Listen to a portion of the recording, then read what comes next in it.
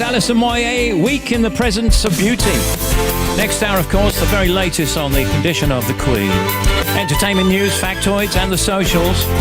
There's Tim and Janie, there's Shoujo live from Salford, and Justine is next with news.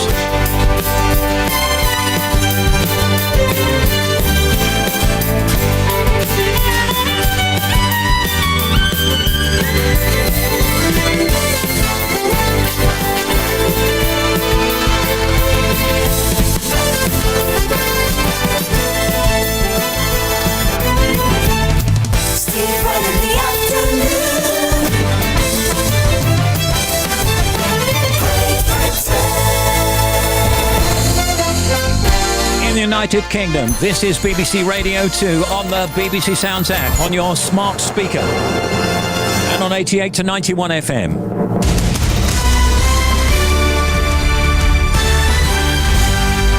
BBC News at 4 o'clock. This is Justine Green. The royal family are gathering at Balmoral after the Queen's doctors said they were concerned for her health and had recommended she remained under medical supervision. In a statement, Buckingham Palace said the Queen, who's 96, was comfortable. The Prince of Wales and the Princess Royal have arrived at the estate, while Prince William and Prince Harry are travelling there. Our royal correspondent Nicholas Witchell has been following developments. People will take this very, very personally because clearly there is reason for great concern, and people will find it, I think, even quite disorientating, the thought that the Queen's life may be moving into its final chapter. We don't know, but clearly the facts speak for themselves. The fact that all of her children and the Cambridges and the Sussexes are travelling to Balmoral, well, they wouldn't be doing that if there wasn't some good reason for it.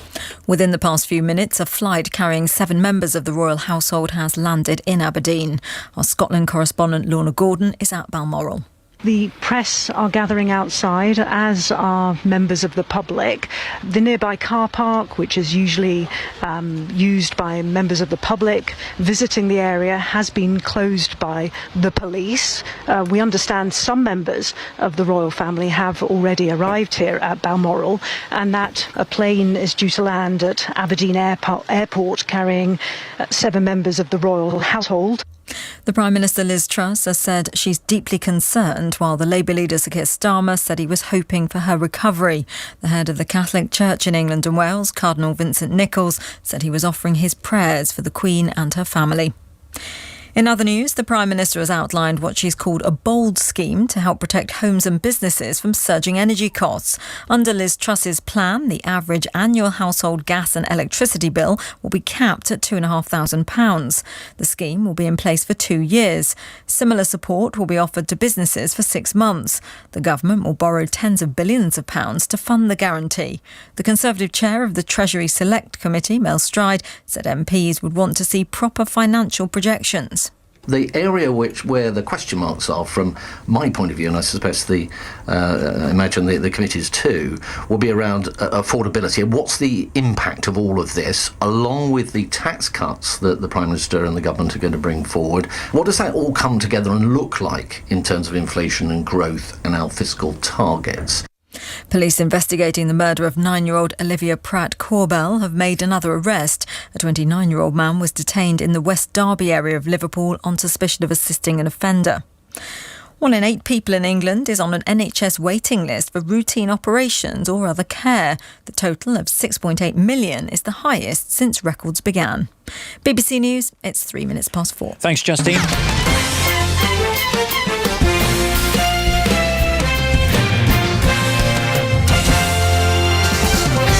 Live to Salford now, here's Shoujo Saka. Good afternoon. In the last 15 minutes or so, Graham Potter has been confirmed as the new Chelsea manager. The London club sacked Thomas Tuchel yesterday. Chelsea will pay Brighton more than £21 million in compensation. Potter was in charge at Brighton for 3 years. The Europa League group stages begin tonight with Arsenal away at FC Zurich. Manchester United are at home to Real Sociedad. West Ham and Hearts, meanwhile, are in action in the Europa Conference League. The start of the third test between England and South Africa at the Oval has been delayed by rain. England have won the toss and chosen to bowl first. English golfer Tommy Fleetwood is currently the clubhouse leader after his first round at the PGA Championship at Wentworth. He carded an 8-under par 64 and is one shot clear of the field. And Lewis Hamilton will start at this Sunday's Italian Grand Prix in Monza from the back of the grid. He's been handed an engine penalty. Thank you.